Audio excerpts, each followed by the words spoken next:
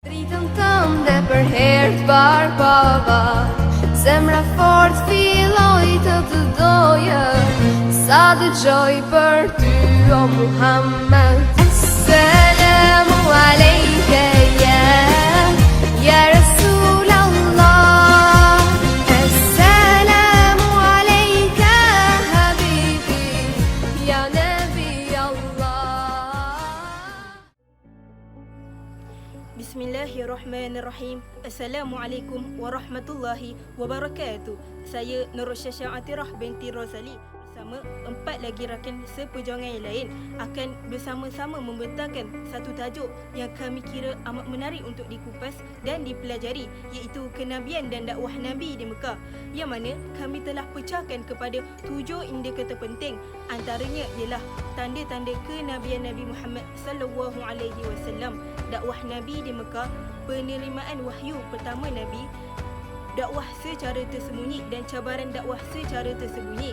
Seterusnya, ibadah peringkat awal, dan akhir sekali ialah fiqh al-sirah daripada pelantikan kenabian dan dakwah secara siriah. Oleh itu, kami amat berharap agar rakan-rakan yang lain dapat memberikan sepenuh tumpuan. Seterusnya, dapat mengambil iktibar dan nilai daripada kisah ini.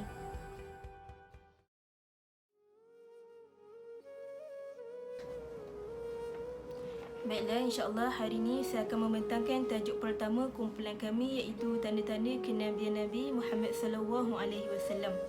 Sebagaimana yang kita tahu, tanda kenabian Nabi Muhammad sallallahu alaihi wasallam telah diketahui sejak masa mudanya lagi. Sebagaimana yang diceritakan, sebelum kelahiran Nabi lagi, ibu baginda sering bermimpi akan cahaya putih yang bersinar dan menerangi di Mekah. Tanda kenabian juga bahkan diketahui oleh seorang rahib Yahudi. Umum mengetahui bahawa terdapat banyak tanda-tanda kenabian Muhammad yang memberikan bukti yang jelas bahawa dirinya ialah seorang utusan daripada Allah Subhanahu wa taala. Antaranya ialah Al-Quranul Karim. Al-Quran merupakan kitab suci terakhir kepada umat manusia. Sebuah kitab yang di dalamnya terdapat berita dan kisah umat-umat sebelum Nabi lahir, bahkan setelah Nabi wafat. Kitab ini juga menjadi sumber utama hukum Islam yang hingga sekarang menjadi penoman. Malah antara keistimewaan kitab suci Al-Quran itu sendiri ialah ia memberikan syafaat kepada pembacanya di akhirat kelak. Yang kedua ialah peristiwa Isra' dan Mi'raj, yang mana suatu peristiwa perjalanan Nabi Muhammad dari Masjidil Haram ke Masjidil Aqsa, kemudian menuju langit yang tinggi dan akhirnya ke Sidratul Muntaha dan kembali ke tempat tidurnya tanpa merasakan dingin. Peristiwa Isra' dan Mi'raj ini adalah satu mukjizat yang sangat besar yang dianugerahkan kepada Nabi Muhammad sallallahu alaihi wasallam selain daripada Al-Quran. Kerana peristiwa ini jika dipelajari secara mendalam, ia menunjukkan kekuasaan Allah Subhanahu wa taala yang sangat hebat dan yang sangat besar. Kemudian peristiwa yang lain ialah menyembuhkan mata Ali bin Abi Talib. Salah satu keistimewaan Rasulullah SAW ialah baginda dapat menyembuhkan orang yang sakit atas izin Allah Subhanahu wa taala.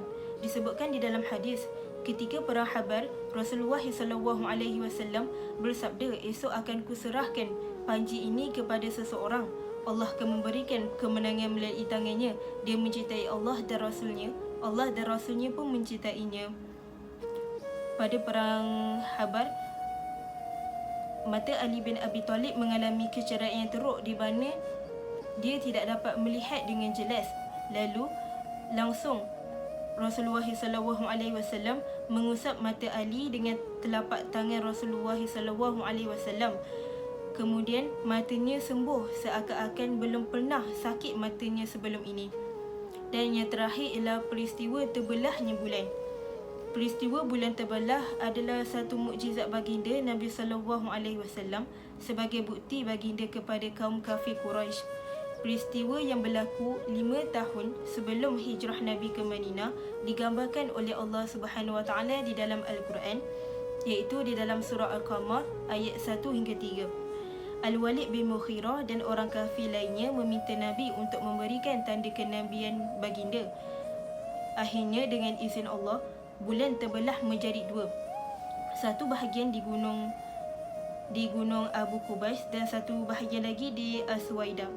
Tetapi kaum kafir terus mengingkari mukjizat yang ditunjukkan oleh Nabi SAW dan berkata ini adalah sihir yang terus menerus.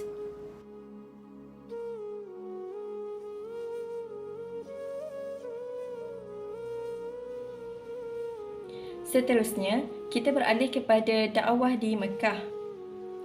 Terdapat dua cara baginda berdakwah di Mekah, iaitu berdakwah secara rahsia, berdakwah secara terangai.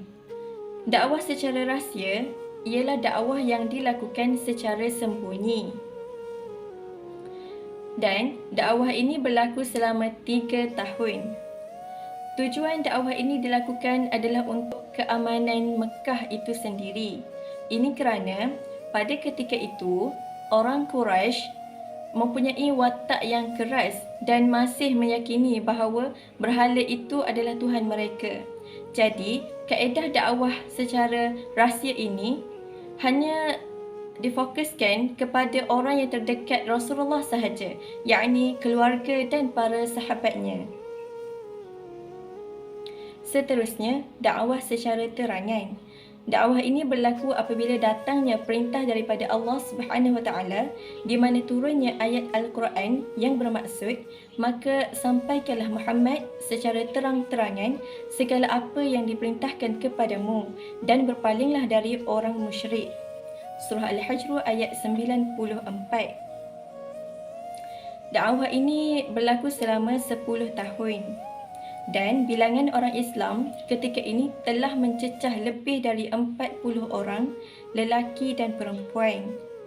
Seterusnya, telah Islam Hamzah iaitu bapa saudara Nabi Muhammad SAW dan juga Umar Al-Khattab radhiyallahu anhu ketika baginda berdakwah secara terang-terangan ini. Seterusnya, Nabi menyebarkan agama Islam di Bukit Safa. Di Bukit Safa inilah tempat pertama baginda berdakwah secara terbuka. Dan ada yang menerima dakwah Nabi Muhammad dan ada juga yang menolak dakwah baginda tersebut.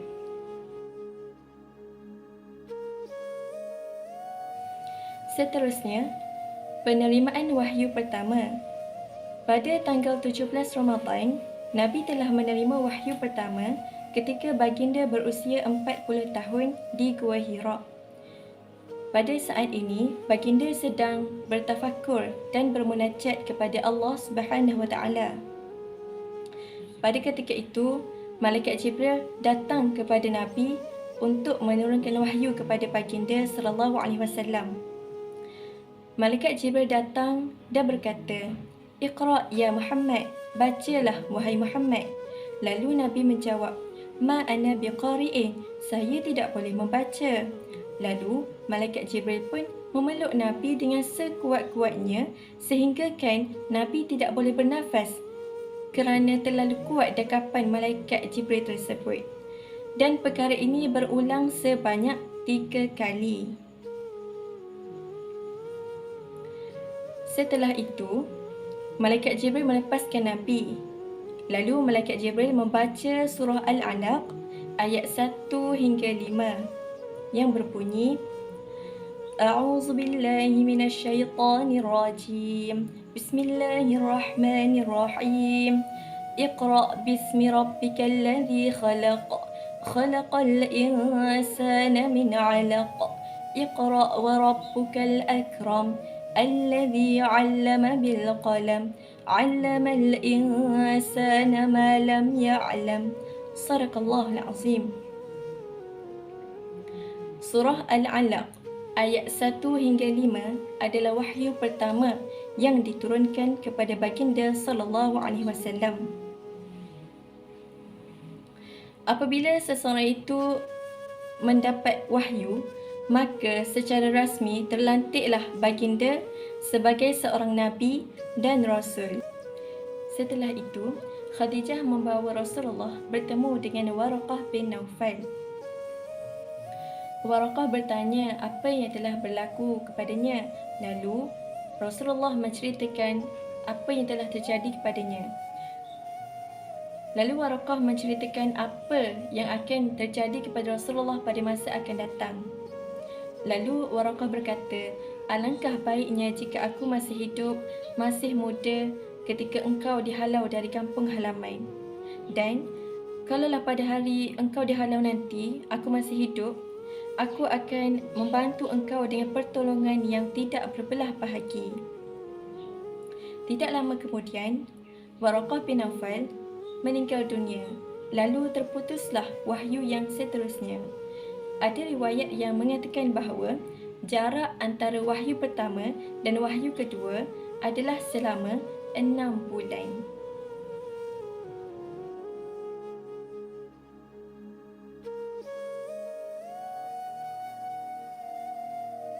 Turunnya wahyu kedua iaitu surah Al-Mudaththir menandakan bermulanya tahapan baru dalam dakwah baginda Nabi Muhammad sallallahu alaihi wasallam. Tiada lagi waktu baginda Muhammad sallallahu alaihi wasallam untuk berehat dan bersantai sehingga akhir hayat baginda. Rasulullah sallallahu alaihi wasallam berkata kepada Khadijah, waktu tidur telah berlalu wahai Khadijah, kerana turunnya ayat daripada surah Al-Mudaththir yang bermaksud bangunlah lalu berilah peringatan. Dengan turunnya wahyu yang kedua kepada Nabi Muhammad sallallahu alaihi wasallam daripada surah Al-Mudaththir ini, maka bererti ini adalah perintah bagi baginda Muhammad untuk bangkit berdakwah, mengajak kaumnya untuk menyembah kepada Allah Subhanahu wa taala, berbelas kasihan antara satu sama lain dan mengajak kaumnya untuk bersatu meninggalkan peperangan. Rasulullah sallallahu alaihi wasallam berdakwah secara rahsia selama 3 tahun di Mekah, dan pada fasa awal penyebaran Islam, Rasulullah sallallahu alaihi wasallam sangat berhati-hati dalam menyampaikan kenabian baginda hanya kepada mereka yang benar-benar dipercayai. Baginda Nabi Muhammad sallallahu alaihi wasallam menyampaikan Islam kepada orang-orang terdekat seperti keluarga dan sahabat-sahabat karib. Kerana apa? Kerana mereka ini tidak pernah meletakkan sebarang keraguan kepada baginda dan terus menyahut pelawaan Rasulullah sallallahu alaihi wasallam. Nabi Muhammad sallallahu alaihi wasallam merasa ajaran yang dibawanya terlebih dahulu harus mendapat sokongan daripada keluarga, kerabat dan sahabat sebagai orang-orang yang terdekat baginda. Seterusnya, dakwah secara sembunyi ini juga bertujuan untuk menunda terjadinya kekerasan yang dilakukan kaum musyrikin dan kafir yang menentang keras ajaran baginda Nabi Muhammad sallallahu alaihi wasallam.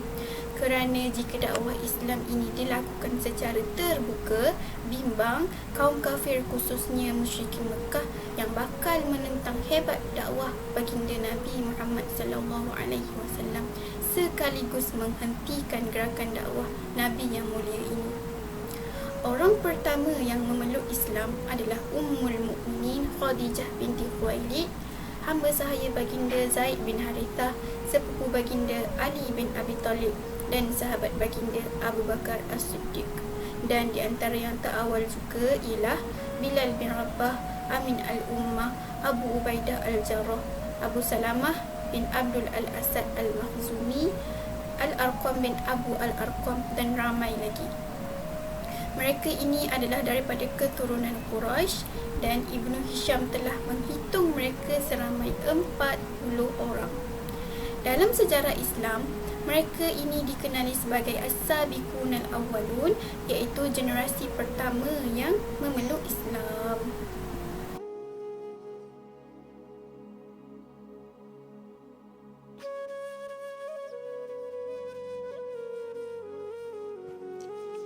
Bismillahirrahmanirrahim. Assalamualaikum warahmatullahi wabarakatuh. Jadi saya akan membentangkan mengenai ibadah peringkat awal dan juga cabaran dakwah secara tersembunyi. Okey, ibadah peringkat awal, perintah yang paling awal diturunkan kepada Nabi Muhammad ialah perintah untuk menunaikan salat. Okey, daripada Muqatil bin Sulaiman berkata bahawa Allah Subhanahu wa taala telah berfirman di dalam surah Al-Mu'minun ayat yang ke-55 yang bermaksud, bertasbihlah dengan memuji Tuhanmu di waktu malam dan di waktu pagi. Berkata juga Ibnu Hajar, Nabi Muhammad sallallahu alaihi wasallam ni sebelum Isra baginda telah melakukan solat. Begitu juga dengan para sahabat. Cuma yang dikhilafkan di sini ialah adakah difardukan solat-solat itu sebelum kefarduan solat 5 waktu. Ada juga pendapat yang mengatakan bahawa difardukan solat itu ialah solat sebelum terbitnya matahari dan solat sebelum terbenamnya matahari. Okey, Nabi Muhammad sallallahu alaihi wasallam pada permulaan penurunan wahyu, baginda telah didatangi oleh Jibril alaihi salam. Malaikat Jibril telah mengajarkan kepada baginda cara-cara nak berwuduk, cara-cara nak ambil air semaya. Maka setelah selesai baginda berwuduk, diambillah secebok air lalu dibasuh kemaluannya. Dan apabila tibanya waktu salat, baginda Muhammad sallallahu alaihi wasallam bersama para sahabat, mereka akan keluar pergi ke lorong-lorong untuk menunaikan salat secara tersembunyi daripada kaum mereka. Seterusnya, mengenai cabaran dakwah secara tersembunyi. Okey, lebih kurang tadi juga, apabila tibanya waktu salat, baginda Muhammad sallallahu alaihi wasallam bersama dengan para sahabat akan keluar berjumpa di lorong-lorong ataupun di lembah-lembah yang jauh daripada pengetahuan awam. Dan di sanalah mereka akan menunaikan solat. Okey, disebabkan Islam pada masa itu masih lagi baru, kan, menjadi satu cabaranlah untuk menyebarkan usaha dakwah ni secara tersembunyi. Okey, walaupun usaha dakwah Nabi ni telah dilakukan secara tersembunyi, dilakukan secara rahsia, tetapi berita ataupun perkhabaran tentangnya telah pun sampai kepada pihak Quraisy. Cumanya pada masa itu pihak Quraisy ni dia tidak mengendahkan, dia tidak peduli sangat mengenai usaha dakwah Nabi ni. Sebab bagi dia, Nabi Muhammad ni adalah seorang yang suka bercakap tentang keagamaan, seorang yang suka bercakap tentang ketuhanan semata-mata, seperti mana Umayyah bin Abi Sa'd, Huwais bin Sa'idah dan lain-lain lagi. Okay, walaupun dia tidak cara sangatlah tentang dakwah Nabi ni, tetapi mereka tetap ada rasa curiga dalam diri mereka tentang kesan daripada usaha dakwah Nabi ni. Disebabkan itulah setiap hari mereka tetap akan memerhati lagu mana perkembangan lanjut usaha dakwah Nabi ni. Tidak pernah pun terlintas dalam fikiran mereka bahawa Islam ni akan berkembang dengan sangat pesat. Sampailah pada satu masa Islam telah pun berkembang dan ramailah orang yang masuk Islam. Pada masa itulah mereka rasa terancam. Jadi sikap mereka pada masa itu mulalah berubah. Mereka akan rasa terancam dengan ajaran baru yang dibawa oleh Nabi Muhammad sallallahu alaihi wasallam, iaitu ajaran agama Islam. Sekadar itu sahaja daripada saya serahkan kepada sahabat saya yang seterusnya.